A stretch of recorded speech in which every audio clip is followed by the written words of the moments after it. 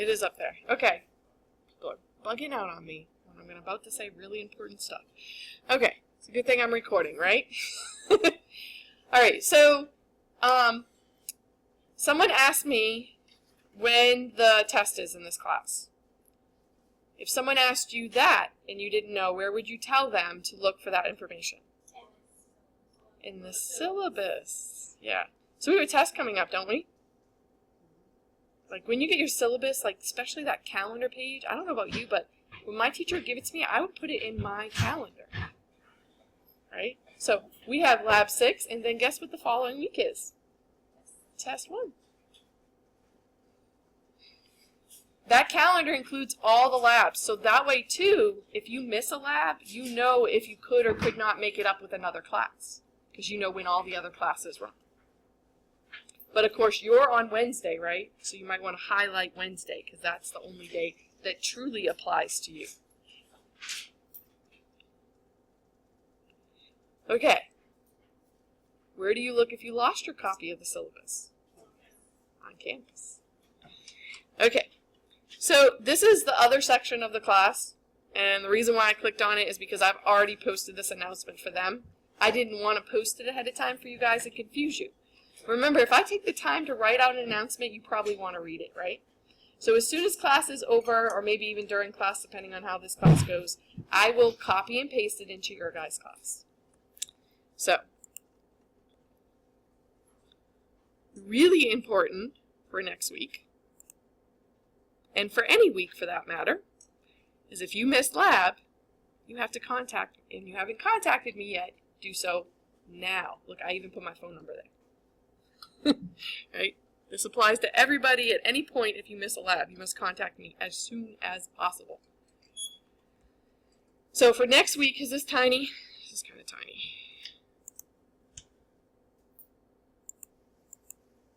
Make it bigger. All right.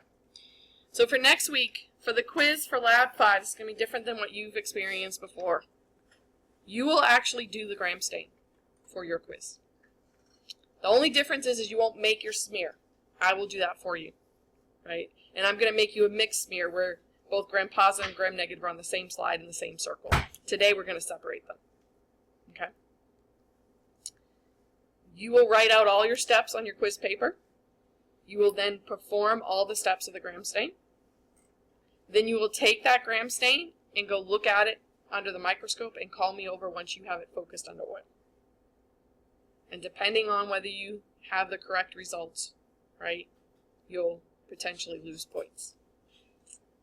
So there's multiple factors here, right? You got to know the steps of the staining procedure. You got to do it accurately. You got to know how to focus a microscope all the way to oil, because I'm not going to help you at any of these steps, and neither are any of your lab partners if they don't want to lose points.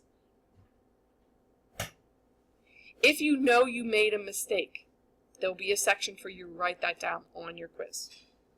You will lose less points if you realize you've made a mistake and you record that than if you don't know at all that you screwed up, right? Does that make sense to everybody? So that's all written out here in that first paragraph. I just summarized or paraphrased. You also will need to know the standard mistakes, right? If you forget a particular step, which you guys will notice was in your homework that we're going to go over.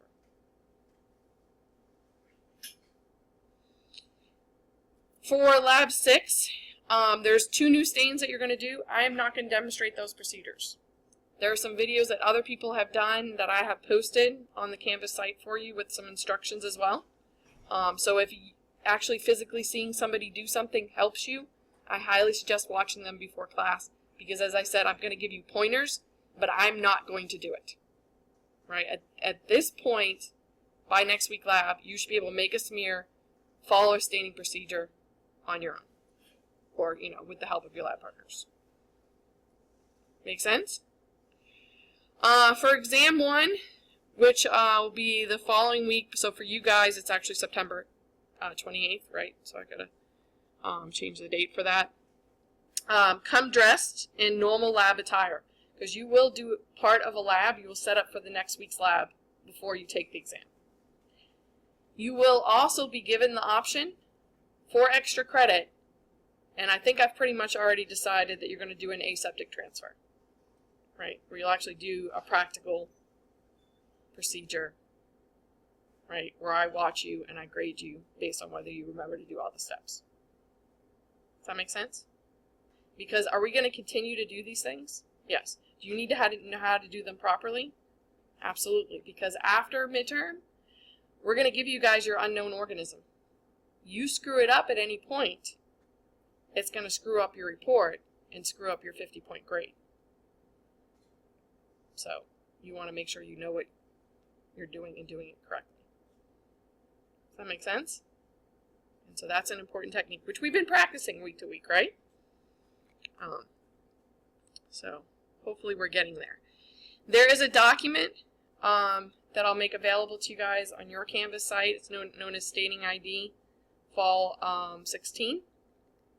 I have it in a PDF version, so it's printable document format, right? Nice and easy, not a PowerPoint, even though I'm going to be showing it in PowerPoint in class.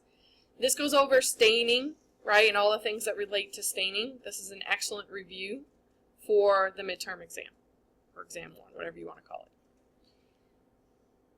You can print it if you want for yourself. I'm not going to print it for you because it's somewhat a waste because I can only print in black and white. Although for some people black and white is fine because then they can just look online and see the color. But as you guys know and will know after today's lab, color matters, right, with staining.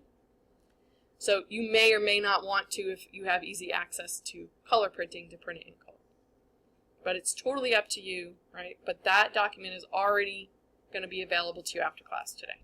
So you can print it or not print it for next week's class. But I am going to go over it as part of the review, which you'll notice on the homework for next week. There's also a quick kind of study guide, pointers, tips for the exam.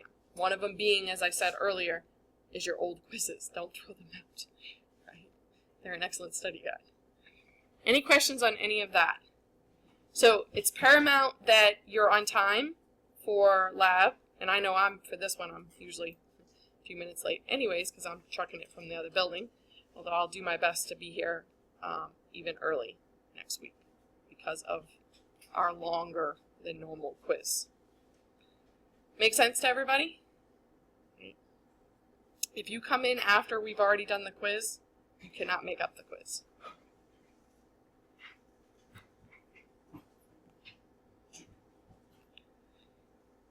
Hence why I usually repost the recording from my other class for you guys today, but today why I did a separate recording just for you.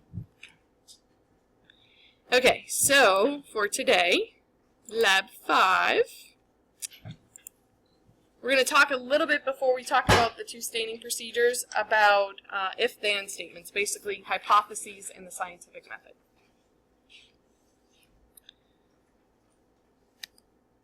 And that's what hypotheses are, is if-then statements. If this, then that. And we can write these out mathematically, right? We could say if A, then B. Right? So for an example that makes more sense to us, 1 morphology equals 1 species on an agar plate. So in other words, if you looked at an agar plate and you saw nothing but white colonies, all of the same shape, right? Everything looked the same. Does that mean there's just a single species of bacteria growing on that plate? No, it does not. Right? As some of my other classes found out. Right? Other than the label that you put on that tube, that doesn't even guarantee that that's what's in that tube, right? E. coli looks kind of translucent, by the way, if you guys haven't noticed that already. So look closely. You guys all do have growth in your E. coli tubes. Don't think that you don't. Staph is kind of a whitish color. A lot of the bacteria that we work with are kind of whitish, right? So right there, just because it's whitish doesn't mean it's staph. It could be something else. Remember, they're microscopic too, so you might not even see those differences at that macroscopic level. So this is false. But there's another way we could kind of look at this to help us know too that it's not true. We could write this technically upside down and backwards. We could say if you have greater than 2 species, right, 2 or greater, then you should have 2 or more morphologies. Well, we just said what? Some of them look the same. Like staph looks the same as, I'm trying to think of another one. It's kind of whitey in here. Not coming to me. Well, the bacillus, right? If you look at the bacillus, it's kind of white, right? And so is the staph. If it wasn't for the label on those, you guys probably wouldn't know one from the other, right? So again, right, this is not a true statement. It is not, if you have 2 species, you then have 2 morphologies. This is false. Right? We would not accept this hypothesis. Right? Both statements have to be true, or both statements have to be false to accept an hypothesis. Right? So let's look at that. So we've already said, 2 species doesn't always equal 2 morphologies, right? 1 morphology equals 1 species. No, right? I'm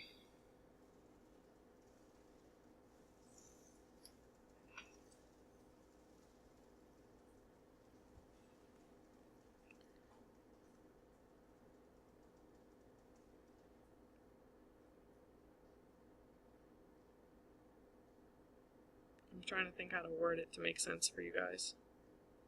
I think I have it written now. The hypothesis is false when the 2 don't match, right? So 2 species, you could have 2 species, right? But we don't end up with 2 morphologies, right? So you can, it's true, we have more than 1 species of bacteria, right? That can be true. But that does not mean that you always have a different morphology. That portion is false. Does that make sense to you guys? Okay. They would both have to be true or both have to be false for us to accept it. So we would disprove it. So, okay.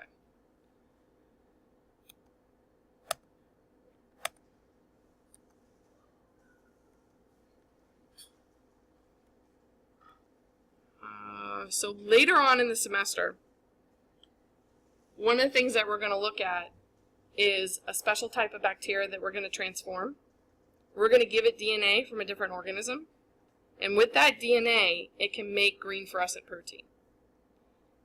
But it actually has to take that information and make the protein. That process of going from DNA to making the protein is referred to as gene expression. Right?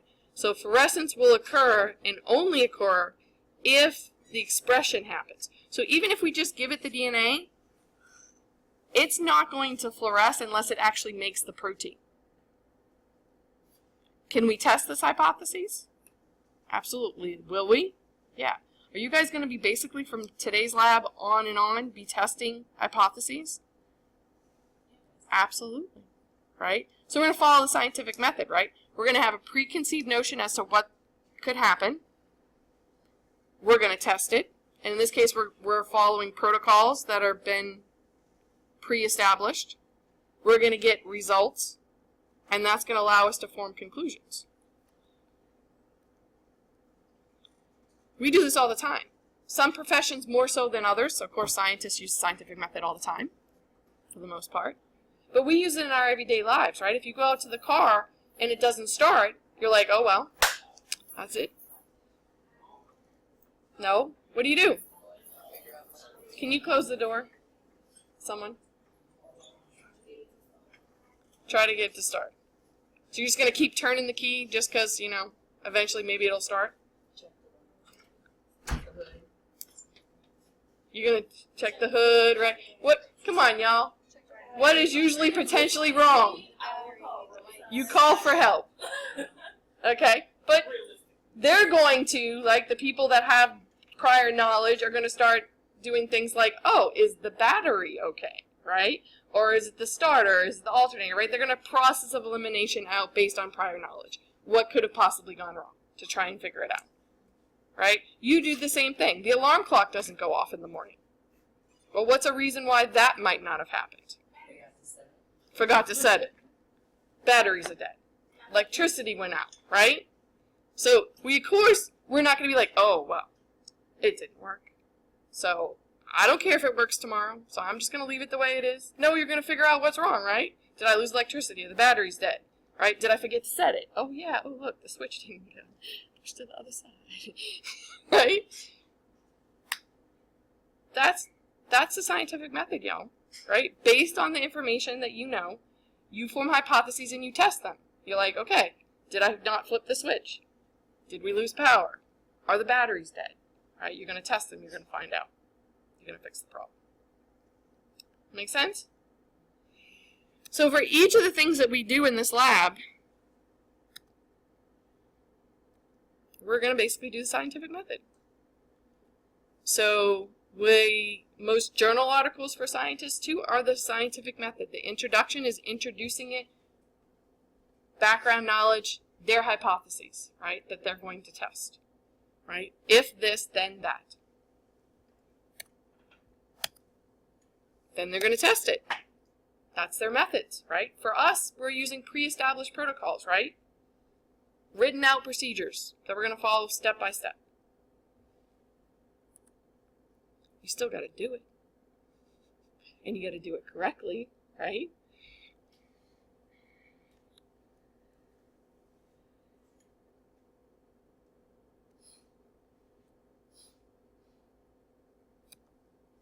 Results. So once you do it, what do you get? So today we're going to do a gram stain. We've been staining so far, right? How do you guys record your results? How do you document what you did? You draw it out. Is that it? You might write out a description as well. You may even take a picture, right? All these things are important. You'll notice on the handouts I've been giving you guys, I give you space to draw, to describe, right? To record your data. But that's not just enough. So what? It came out purple. Big whoop to do. Right? So we would draw, right? Maybe do figures, maybe do graphs, maybe do tables, depending on the data, right? We may record any mistakes we make so that we know not to include those in our data, right? Because we made a mistake. But of course, if you accidentally discover something, that'd be a whole nother project. And that's happened a lot in science. It's in the discussion portion, right, that they would discuss their results. So what does purple mean, right, based on our knowledge?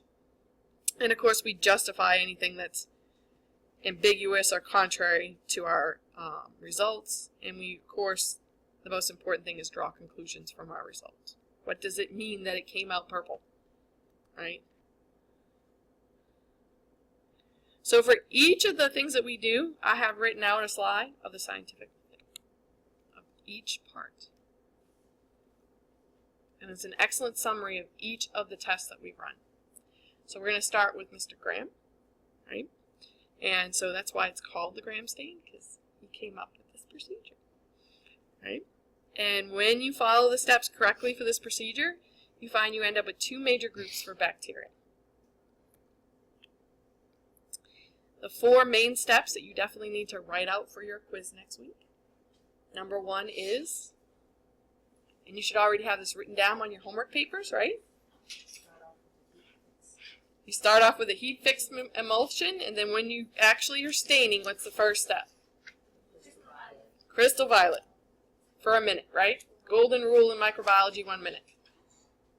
And then notice at the top, instead of having to write it out every time, I put, yeah. So after we do the crystal violet and we stain, we do what? Rinse it off with your water bottles, right? Deionized water. What's the next thing you're going to apply to that slide? Iodine. Graham's iodine, right? Or straight up iodine solution. Yeah. Do you have an older version of the book somehow? Or, your copy. yeah. And that's why I usually go over this too. It's actually iodine. Some versions say grams stain and don't have the iodine part of the word, and that gets very confusing when you guys are trying to do your procedure. So, 1 minute. After the minute's up, what do? Rinse it off with water. Then we're going to decolorize, right? We use 95% ethanol. You shouldn't have grabbed the wrong one because I don't even have the other staining tray out. We're going to apply this dropwise until it goes from dark purple to a light purple. So this is the tricky part of the procedure.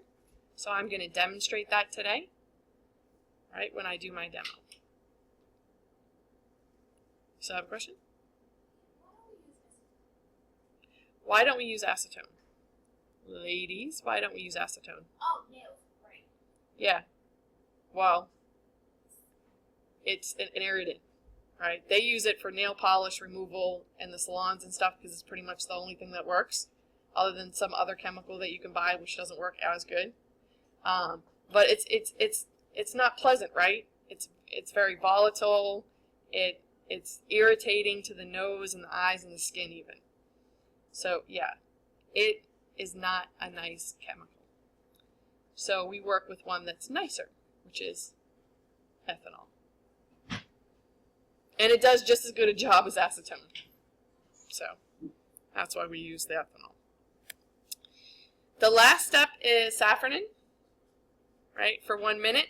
Of course, after the ethanol that we add dropwise, what do we need to do? Rinse with water, right? And then we do the safranin for a minute. What do we do when we're done? Rinse it off. And then we're done staining, right? So what do we want to do? Blot it dry. And then when we look at it under the microscope, what magnification? What do we need? Oil, always, always, always for bacteria. We go all the way to 1,000 times magnified with oil. And so your mixed culture for your quiz next week should look like this. Right? Today we're going to do each organism in a separate circle.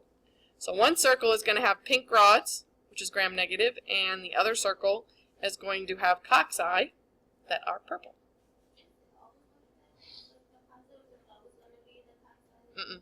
Nope. I'm getting to answer it. You're getting ahead of me. It's okay. But good observation, right? It's actually not the shape that determines the color. Right? It's something else that determines the color.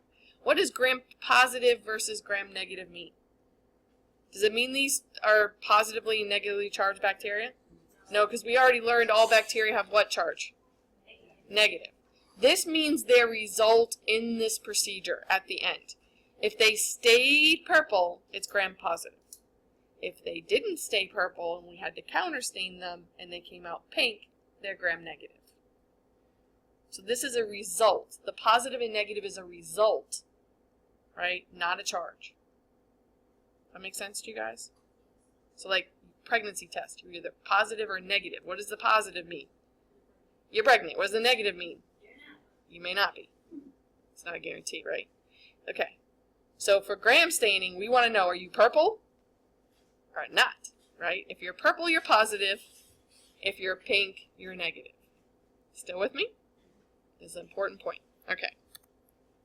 So, bacilli, right, rod-shaped bacteria can be gram-negative. And the one we're going to use today, E. coli, is gram-negative rods, right?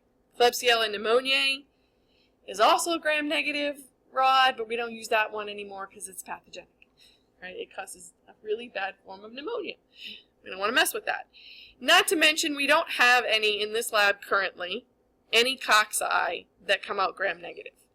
The reason being for that is that most of them, again, are pathogenic, right? So things like Neisseria gonorrhea and Neisseria meningitis we're not playing around with, right?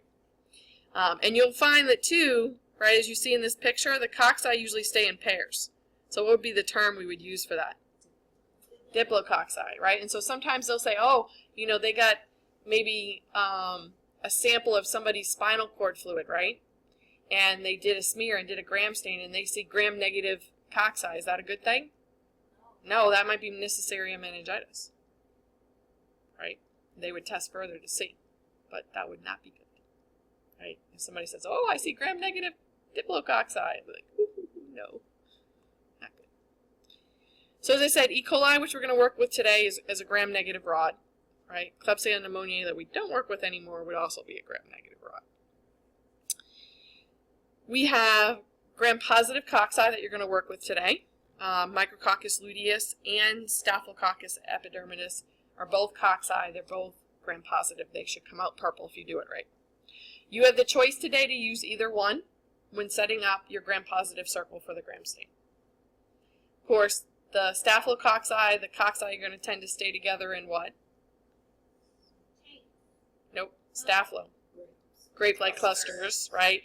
And Micrococcus luteus forms what? My drawings. What arrangement? Tetrads, groups of 4. Remember that?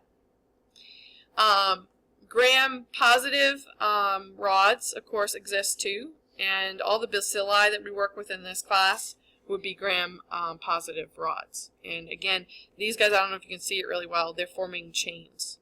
So the term we would use for that would be streptobacillus, right? Because they're rod-shaped. Okay, so under Module 5, there's an animation. I used to play that one in the past, but animation 2 is actually better.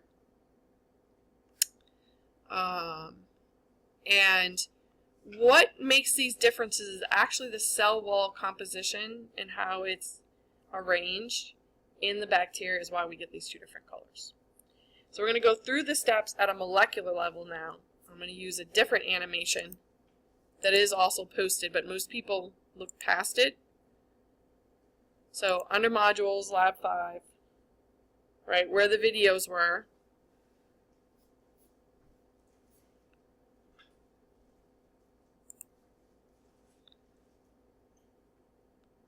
See how there's animation 1, this is on YouTube. There's animation 2. It links out to another site. Thank you to the wonderful gentleman who put this together because it's awesome. And to my colleague who found it on the internet.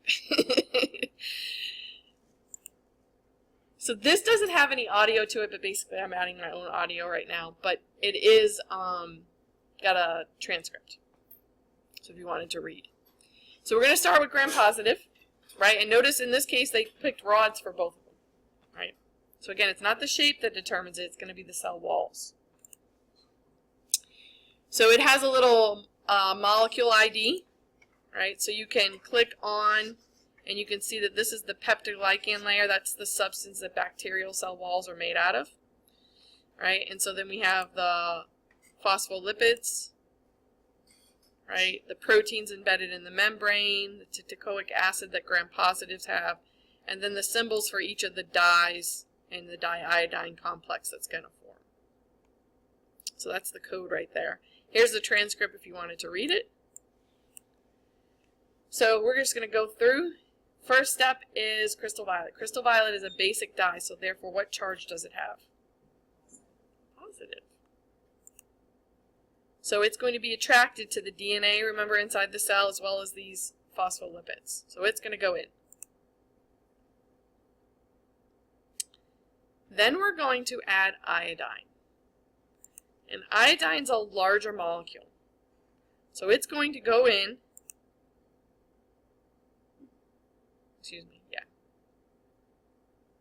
It's going to go in and combine with the crystal violet to form a larger molecule, known as the diiodine complex, or the crystal violet iodine complex. So that's what you see happening here. The next step, I want you guys to watch what happens. We're going to decolorize, right? So there's our decolorizer, which in our case is 95% ethanol. What happened? It shrunk, right? The peptidoglycan layer shrinks. That really thick cell wall layer shrinks. Now that layer has got holes in it. But that space in between the holes just got smaller, right? So this crystal violet iodine complex gets trapped in. It can't get out. So these cells, after decolorization, if done properly, stay purple. Gram-positive stay purple. But then the last step in the procedure, because we don't know until we look at it under the microscope, right, is to add safranin. This is a red dye. But what color do you think the cells are going to look like under? They're going to get stained. Again, another basic dye, positively charged. They stain the cell. What color are they going to look like under the microscope? Purple. They stay purple. Because just like when you're doing laundry, right? If you had purple clothes and you threw in some red ones and they ran, would you even notice? No. Maybe because maybe the red ones are lighter than they were when you put them in. But the purple clothes will probably just look a darker purple, and you won't even notice that the red ran onto them. Because the purple is the more vibrant color. Make sense to you guys? Okay. So for gram negatives, obviously something different happens because we end up with a different color, right? So we go back through for gram negatives. As you can see right away, whoop, their structure is completely different, isn't it? They've got the normal cell membrane or inner membrane. They've got a little layer of peptidoglycan as compared to the gram positives, right? Then they have this additional layer known as the outer membrane. And in this one, notice that this outer layer, right, is different. Here you got phospholipids, phospholipids, phospholipids. What the heck is that? That is known as lipopolysaccharides, commonly abbreviated LPS. And the bad news for us, y'all, is that stuff is toxic to us. So when a doctor wants to know if you have a gram-positive or gram-negative infection, because he wants to know, is he dealing with this? Right? Is he dealing with lipopolysaccharides? Is he dealing with these toxins? That even when he gives you antibiotics, he's going to make the situation potentially worse. Because killing these cells releases these components, which are, as I said, toxic. So, first step, right? All the steps are going to be the same, right? So first step, crystal violet, how long? 1 minute. After the minute's up, what do you do? Rinse with water. So again, the same thing here. We're going to stain the cell, right? It's going to go in. Next step is, after you rinse, iodine. Is it going to complex with the crystal violet? Sure, why not? Why would it do it in one cell and not the other? Of course it does. What's the next step after we rinse? Decolorize with ethanol. So something different going to happen. Yes, watch.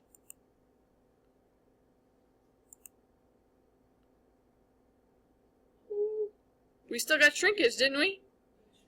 But the peptidoglycan layer is small. And, yeah, the lipopolysaccharide, the outer membrane is pretty much gone. That layer is gone. So, are these going to stay in? No. They're going to escape, right? There's still holes here. There's no other layer to hold them in. Away they go. They get decolorized, hence the name decolorization. So, would we see them if we stopped right now and looked at them under the microscope? Nope, they'd be clear, colors. Wouldn't see them. Do we want to see them? Yeah, your doctor wants to know if you've got these guys, right? So we've got to stain them again, right? So now with the safranin, which is a red dye, they're not going to hold a lot of dye, so instead of looking red, they're a lighter shade of red that we refer to as pink. And there you have it. So the acetone or the ethanol just like it dissolves the lipopolysaccharide basically? Yeah, well, it dissolves lipids. Definitely alcohols dissolve lipids. And acetone probably does a similar thing. This is why, like, the hand sanitizers you use, guess what they have in them? They have alcohol. And again, they're specifically targeting gram negatives and that outer membrane and disrupting that for them. But that's also why it dries out your skin, because it affects your lipids associated with your cells as well. Did you? Okay.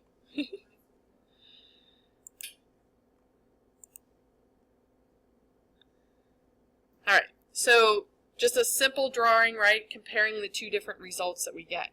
So for gram positives, we got that thick peptidoglycan layer, right, with teichoic acids associated with it. It's almost like rebar for the cells. right? Denoted by these little squiggly lines, because there's so many layers, right? To help support those layers, you have the tactoic acids as well. So it's almost like rebar that they add to cement, right, to help stabilize it. Why does a cell have a cell wall? These guys are single-celled organisms. If you put them in a hypertonic solution, water's going to come rushing in and they're going to burst. So this helps them resist osmotic pressure. Our cells, what happens to them in a hypertonic solution? They burst. But are we a single cell? No, we're like millions upon billions of trillions of cells. We can spare a few, right? You wouldn't want to kill too many of them, right? And certain ones you certainly wouldn't want to kill. These guys, they are a single cell. If they burst, they're dead, right? So they need protection against that, right? So the cell wall gives them that level of protection they desperately need to survive in the world as a single-celled organism. Gram-negatives, as we saw, have a very thin layer of peptidoglycan, and then they have an outer membrane, right, that also contains lipopolysaccharides. And as I said, our concern with this is that that part is toxic to us. So, pretty thick, like 30 to about 100 nanometers thick.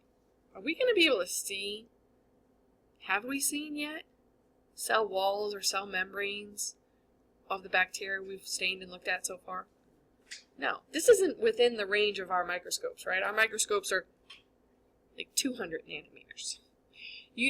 They discovered and looked at this stuff in more detail by using things like electron microscopes, right? Where the resolution is much higher than our microscopes.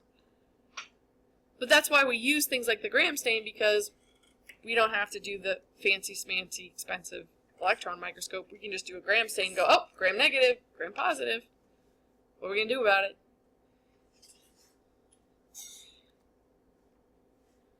So, peptidoglycan, what is that? That's the chemical name. You'll also sometimes hear the term murine, although not very common. It's a polymer. It's multiple types of molecules hooked together repetitively to form a much larger structure, molecular structure. So for peptidoglycan, it's two modified sugars, N-acetylglucosamine, commonly abbreviated NAG, and N-acetylmuric acid, commonly abbreviated NAM. These alternate these sugars, and then they're hooked together to the ones adjacent to each other and even below them by amino acids. That bond between amino acids is called a peptide bond. That's where peptidoglycan gets its name, right? So there are peptide bonds, there's amino acid bonds, and glycan refers to the sugars. So this is layer upon layer around the cell. And a lot of layers, right, if you're talking about a gram-positive. This is very structurally rigid structure. It helps contribute to the shape that you see, the rods, the cocci, right, the spirillum, the vibrio.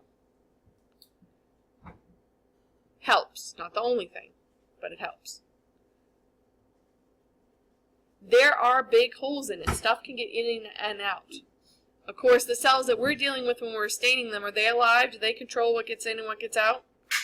No, they're dead. When we heat fix them, we kill them, right? And definitely when we stain them, for the most part, we would kill them.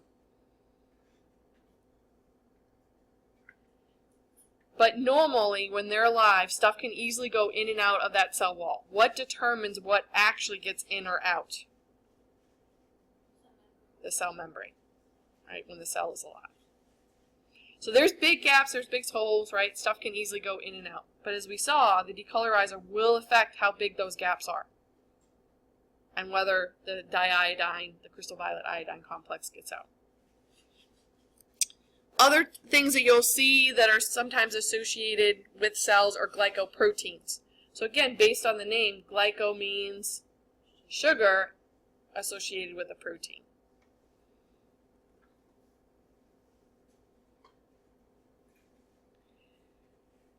So crystal violet normally is complex with chlorine in its powdered form, and then when we add it into solution, the chlorine ion and the crystal violet separate from each other. So they actually both go into the cell separately. But when we then add iodine, if it interacts with the chlorine, some of them will also, and most of them will choose to interact with the iodine. And part of the reason for that is that these guys are similar elements, right? On the periodic table, here's chlorine, here's iodine. They're in the same column, right? Electronically, they're similar. But chlorine's further down, right? It's a bigger molecule. Iodine's further down. It's a bigger molecule than chlorine. And that's why when you switch it out, right, chlorine for iodine, you end up with a larger molecule. So this is Peter, who came in to speak to me for a minute. Stray cat who adopted him, Sachimo. When he feeds Sachimo, she cannot squeeze through that space, right, getting into his yard between the gate and the pole. Why not? She's too fat, right? Just that little bit of food, right, or a lot, depending on whether she gorges herself, right? It extended her stomach so much, or her intestines, or both, that she can't squeeze back through, right? So think about that as you think about that crystal violet iodine, right? It's bigger. It's not going to squeeze through the holes, especially when we do what to the holes? We shrink them. So this is my example that I show in lecture class, is this toy, right? So if you've never seen this toy before, it has all these little blocks on the inside, and each of the holes has a specific shape. And those blocks just barely fit in those shaped holes. Little kids usually do not know unless someone shows them to start out with. Usually they don't notice, right, that we dumped all the blocks out by pulling the handles at the top and the bottom and separating these two pieces. So then all the blocks go out. So they put all the blocks in, and then they want to do it again, right? That's what little kids do. So they don't know to pull the handles, so they stick their little hand in that hole. Then they grab a block. That block barely fit in that hole all by itself, never mind a little hand around it. So then they start screaming, right, because they can't get their hand out. And you have to convince them to let go of the block so you can get their little hand out, and then you teach them how to open it. But this is the same thing as our crystal violet iodine, right? Crystal violet went in just like the block went in, right? Then the iodine came in separately just like the hand came in separately. And then they combined, block and hand. Can't get out the hole, right? Same thing for gram staining, but even one more thing happens, right? Crystal violet goes in, iodine goes in, and then what happens to the hole? It shrinks. Can you imagine if a kid stuck his hand in there and then the hole shrunk up around it? You'd really have a screaming kid, right? That'd be terrifying for anybody, right? You guys understand the concept on why that works, right? Why the size matters, right? And the order in which these things go in. So little intelligent quiz, those of you guys in lecture already know the answer, so don't be answering it.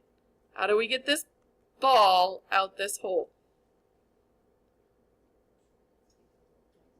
Take the little pegs out, right? You got to take the little pegs out, and then you can get the ball out. And clearly, the ball went in, and then the little pegs went in separately, right? But together, you can't get it back out the hole. It's too big, right?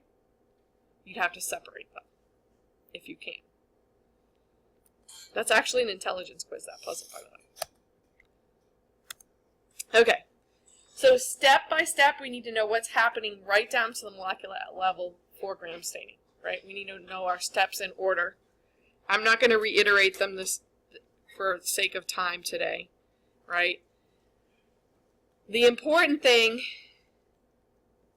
is this decolorization step, right? That's why we end up with the two different colors. We're going to use other staining procedures next week too, right, where we're going to have a decolorization step. So we're going to remove color from one set and then apply another color. Right? These are called differential stains, where you end up with different colors based on different characteristics after a decolorization step. So this is the key right here, right? These differences, and we know that those are linked to the cell wall structure of those cells. So this is just a schematic, right? Step by step detailing what happens, right, color-wise.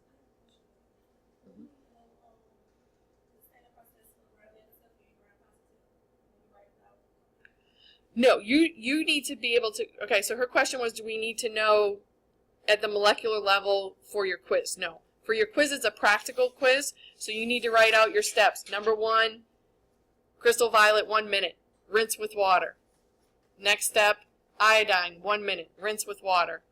Decolorize with ethanol, dropwise, right, until it goes from purple to light purple, right? Rinse with water. What's the last step? Saffronin, and then rinse with water, and then blot dry, and then look at it on the microscope. Under what magnification? 1,000 times with oil. Yeah. And then this next thing. No, I'm going to give you a heat-fixed emulsion. Yeah. So just the staining portion of the procedure. Mm-hmm. So the part of your homework, right? So you probably have this page in your homework. Is to predict what would happen for the mistakes. Independently, right? If you did all the other steps correctly and you screwed up this one step, what would your results be? And this, yes, will be on the quiz as well. So, what are the 4 major steps? So I'm just talking about the staining steps, not the rinsing. Crystal violet, iodine,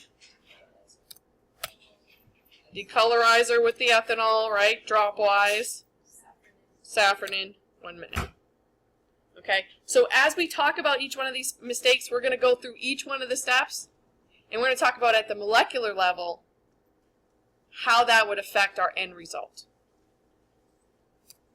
And I don't think I did it stepwise for you guys' homework, though, huh? I didn't. Okay. All right. So, gram-positive cells. What if you did not do the iodine step? So let's talk about it. Step 1, you still did it, right? They're going to be purple.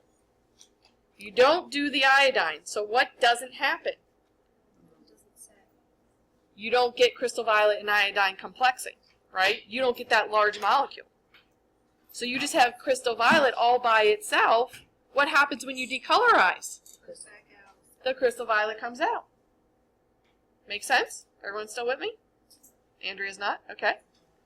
So remember, the reason why the crystal violet stays inside for gram-positives at the decolorization step is because it complexes with the iodine and becomes bigger. We forgot to do the iodine. So now we just have crystal violet all by itself. It's small enough that when you decolorize, out it goes. So at this point, the cell would be colorless, right? But we're not done, right? The last step is saffronin, so the cells are going to be pink. Oops. Gram-positive is supposed to be pink? No, positive means what color? Purple. This is not good. Okay. So for the gram-negatives, is this going to matter that we forgot this step? No, because they get decolorized anyways, and they end up pink anyways, right? So it's no big deal, right? They still end up pink. Is that normal for them? Yeah. Except if you were to look at a slide of both gram-positive and gram-negative, and you forgot the iodine step, they're both what? They're both pink. Are they both supposed to be pink? No, so if these were your controls, right, and you have your unknown on the slide, can you trust the result for your unknown? No, because they're probably all going to be pink. Oops. What do you have to do? Start over if you want to get the right result and get it right on your report. But you should be able to recognize, right, if both your controls are pink, uh-oh, I didn't do something I was supposed to. I probably forgot the iodine step. Does that make sense to you guys? Okay. We'll summarize. Okay. Let's do decolorization now. So if they're gram-positive, is forgetting the decolorizer step going to mess up your end result? Yes. Let's think about it. They're gram-positive, they're purple when we stain them purple.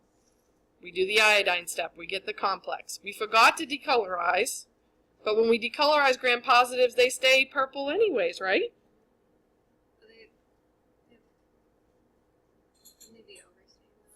Right. No. No. Nope. Nope. We didn't decolorize, so they stay purple. But even when we decolorize, they stay purple. So it doesn't matter we forgot this step. Right? Then we stain with safranin, but again, they're already purple, so now they're just a darker purple. So this is a normal result. Screwing up that step for gram-positive is not going to make a difference. It's who that it's going to make a difference for.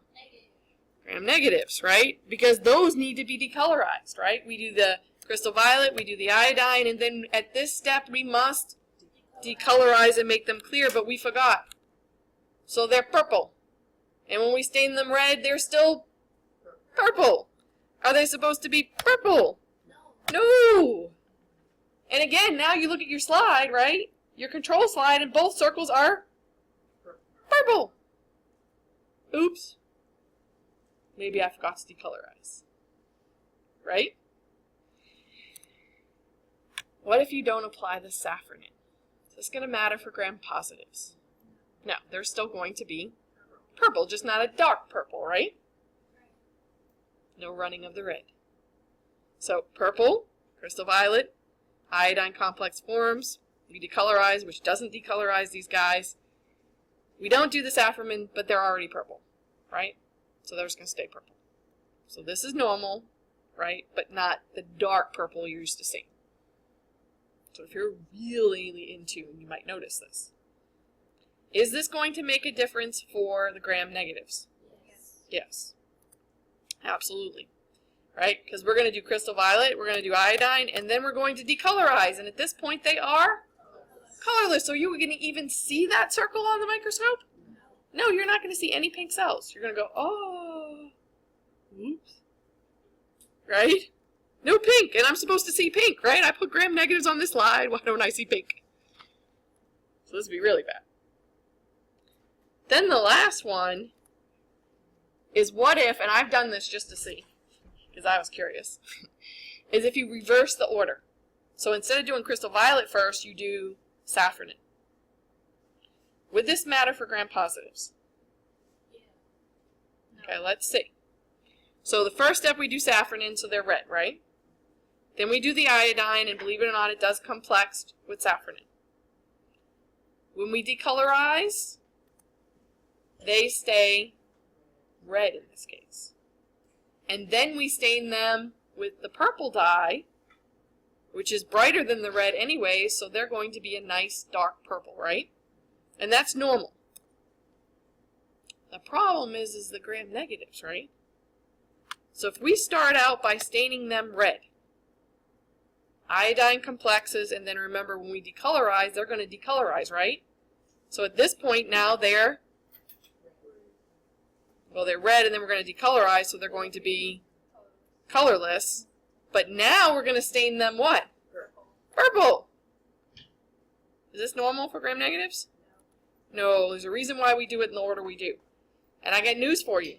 If you do this, the gram-positives, because they're stained twice with both the purple and the red, are a dark purple, and the gram-negatives are a light purple.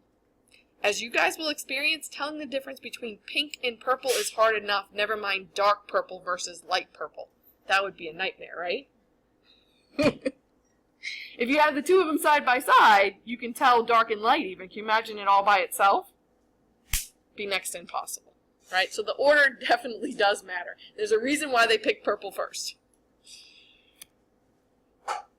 So in summary, right, you'll end up with two pinks, right? What would this be called? A false what result for our gram-negatives if they come out pink? A false negative result, right? And of course we don't want that. What happens when our gram-negatives come out purple? This is a false positive, which is the same that would happen if you reverse the order. And then even worse, right, is non-detectable, which is what happens if you don't do safranin. You can't see your gram-negatives. So if you end up with all pink, you probably forgot your iodine, right? If you end up with all purple, you may have not decolorized, or you could have switched the order. I hope you wouldn't do that, right? And if you don't see any gram-negatives when you're supposed to, then you probably forgot the last step, which was the safranin. So both crystal violet and safranin are basic dyes, right? They go inside, they stain the inside of the cell. So why is it, though, we end up with the differences that we're going to see today, purple versus pink? The peptidoglycan in their cell walls, and we're not using these dyes all by themselves, right? We're using them together in a stepwise procedure that contains what step that's going to make them different. The decolorizer step, right? That's the key. So if you were to take a scraping from your gum line and smear it on a slide and stain it, what do you think our eukaryotic human cells would come out? Purple or pink? Pink. Why? Because the bacteria, the is in the cell walls of the bacteria and not in the eukaryotic cells. Right. So one, as she said, bacteria are the only ones that have peptidoglycan. We don't. Plus peptidoglycan makes up what structure? Cell wall, right? Do our cells have cell walls? No. So if we don't have a cell wall, we don't have peptidoglycan to shrink up, can we trap in the crystal violet iodine? No. So it's going to get washed out in the decolorization step, and then you end up with gram-negative pink cells.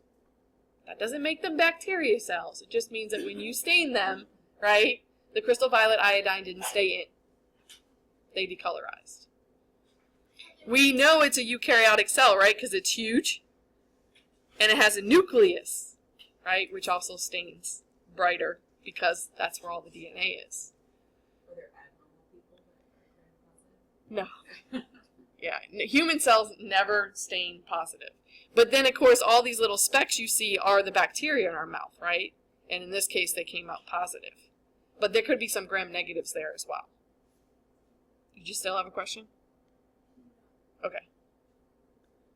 Does that make sense to you guys? So if you understand how this procedure works, right? If I gave you some information based on other cells, you should be able to figure out, which I'm not going to make you do in this class, I'm just saying. You could be real scientists, right? And deduce from the information you have and what you know about the procedure what the possible result would be. So remember I said scientific method. Are we using the scientific method? Absolutely, right? We're starting with hypotheses. We're following a method, a known protocol on how to properly do our experiment. We're going to get results. We're going to get pink and purple bacteria, right?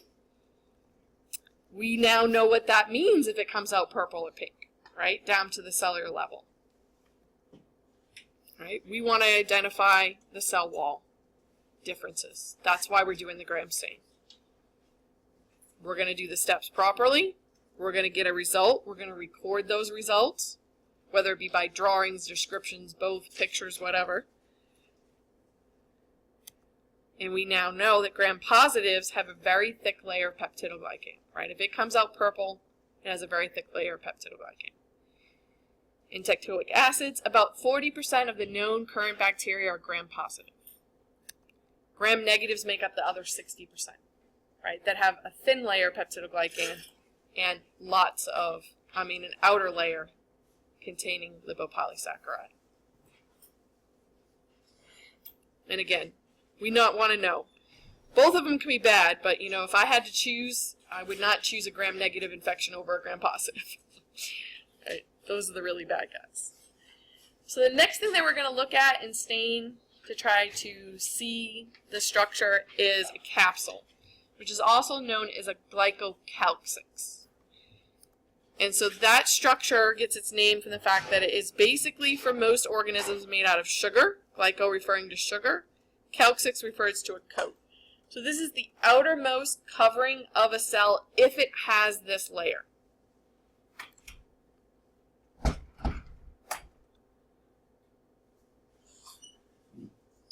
So most of the time it's sugar.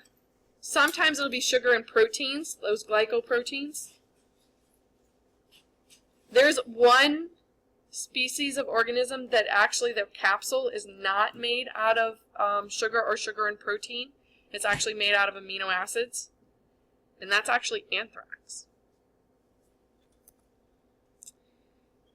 So this layer can be known as a capsule layer or as a slime layer. The capsule layer difference in that it tends to be firmly attached to the cell wall of the bacteria or any other organism that has it. It's firmly attached to that organism. The slime layer, on the other hand, tends to be loosely attached. And for some of them, we believe this contributes their ability to glide, to have gliding motility.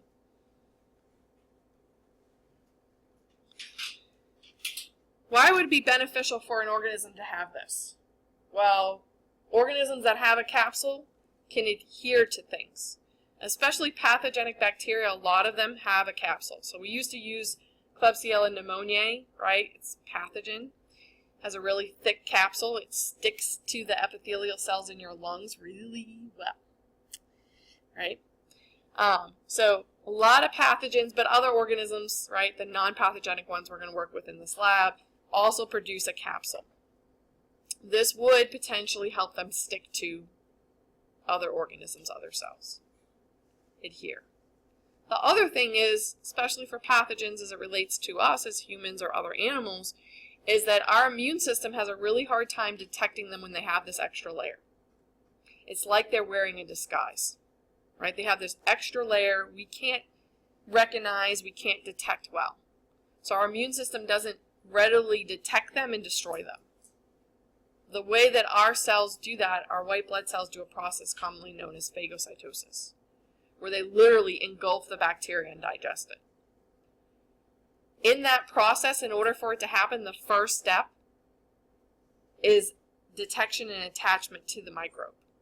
If they can't detect or attach to it, then they can't destroy it. Right? So it's good news for the bacteria, right? It can help them resist the immune system. It's bad news for us because, right, they're evading our defenses. Does that make sense to you guys? Okay. So, important things about our procedure. You'll notice that in your procedure for your book, you probably wrote out for the first step to add what to the slide? Serum. We are not going to do that step. So you'll notice too in the handout that I have for you guys, I rewrote out the capsule stain procedure.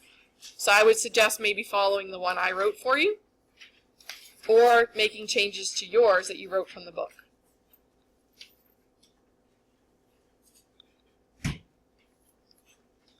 So instead we're going to skip to the next step, which is applying the red dye to the slide. Then we're going to add the bacteria. And then we, remember, use the edge of another slide, a spreader slide, to spread out that mixture. And then we allow it to air dry on the light box. So this is very similar to what procedure we did last week. Nope. Negative staining. So what are we staining in this case? The background. We're going to let it air dry. Never heat fix the slide.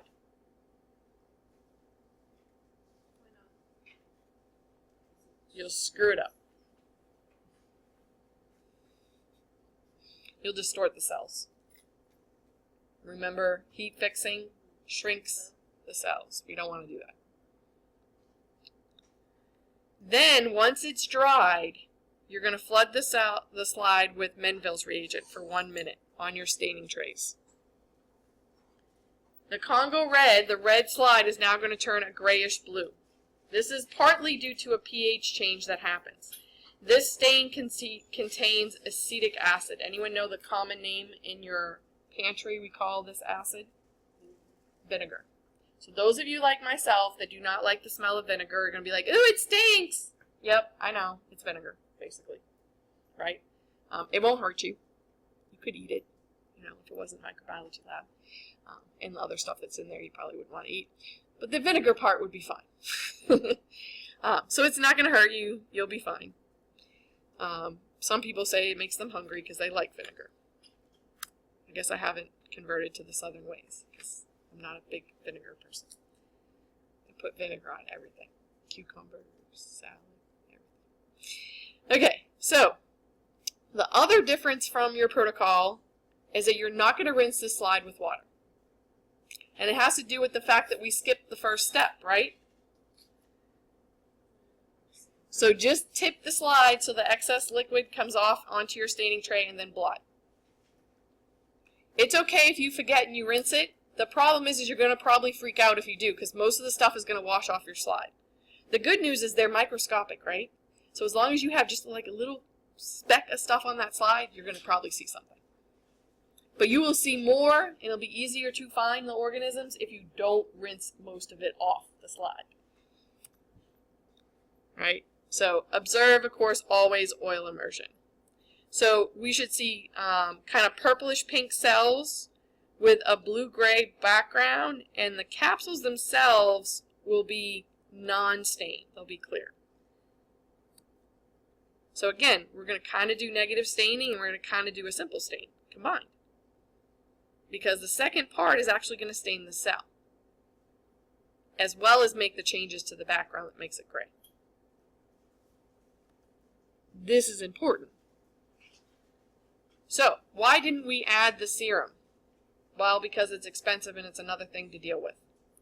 And if you make the changes that I've made, it still comes out fine, even if you forget and rinse.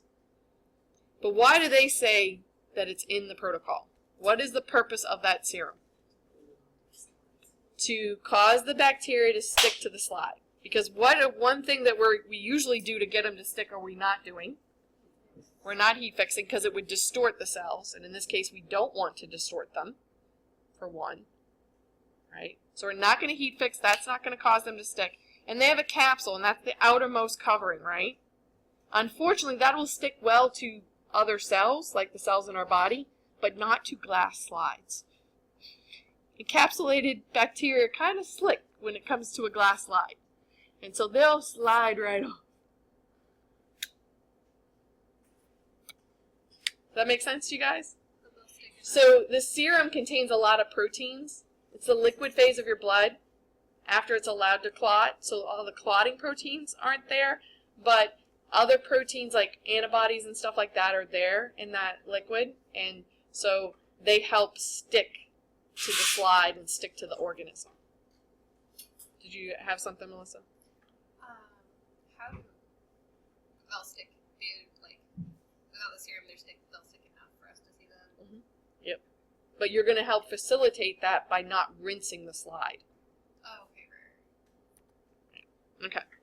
So in our mouths, right, there are lots of them that have a capsule. Well, that relates to the function. Why would it be beneficial for the bacteria in our mouths to have capsules? What do capsules help them do? Stick, right? Number one, adhere or stick. And then two, if they actually get into the body, they're going to be protected from what? From phagocytosis, being protected basically from our immune system. They're protected by having this extra layer.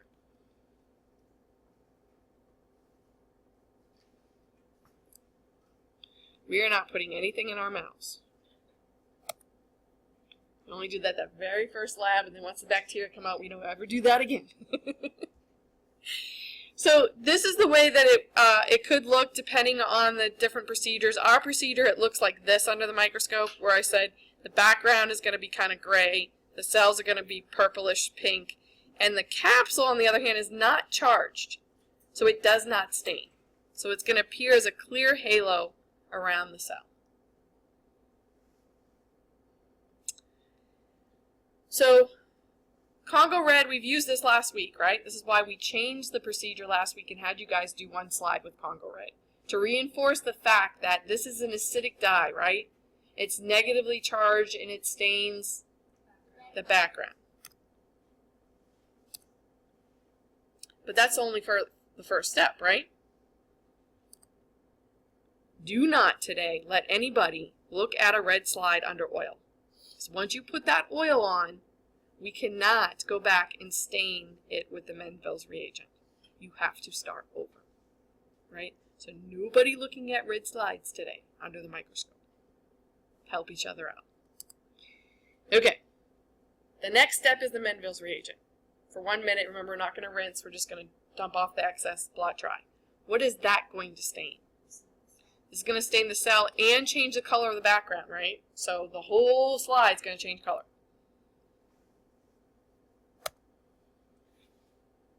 Does the capsule get stained? No. It doesn't have a charge. And all the dyes we work with have charges, right? So if we can't get it to attract or repel, we can't stain it. So because of that, though, because we can't stain the capsule directly, we have to stain what? Everything else. You're going to stain everything else. So this is a capsule stain.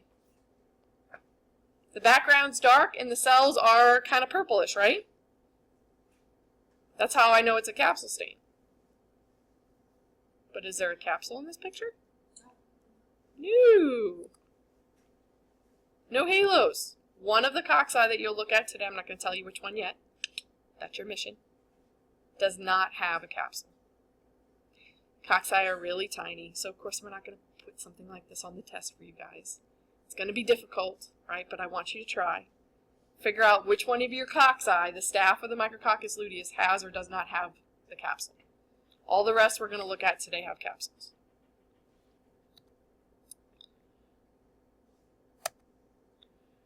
So if you did just a simple stain, would you be able to see the capsule? No, because it would stain the cell. And where's the capsule? Outside the cell. Only reason you know one has one here because I drew a line. Right? The capsule and the background would blend into each other, right? So you haven't seen capsules yet, have you? Nope. Because all we've done is simple and negative staining. So again, if we just negative stained, would you see the capsule? No, because it just stains the background, right? And the cell and the capsule would then both be clear. So if you compared the size, maybe, would that work? Like, what if we negative stained one and simple stained the other, and we measured them and compared the size? Right? The negative stain one would maybe look bigger. Oh, but we talked about this before. When we do simple staining, what do? We heat fix them, and what does that do to them? It shrinks them, so that wouldn't work, would it? No. Got to do all the steps, right? Must do all the steps. Don't look at a red slide today, right? Not today. Which you guys haven't looked at your slides from last week, huh? Which is also why I was trying to go quicker with my lecture. Okay. So you guys really haven't seen capsules. All right, so the other part of the PowerPoint that will be posted and available to you after class, of course, has all the definitions to find out to help you with glossary terms. Longer is sometimes better. You can write whatever you want. It's just, remember, all that matters is you what? You understand it. I know it. You understand it. And can explain it, right? And use it properly. Okay, so remember today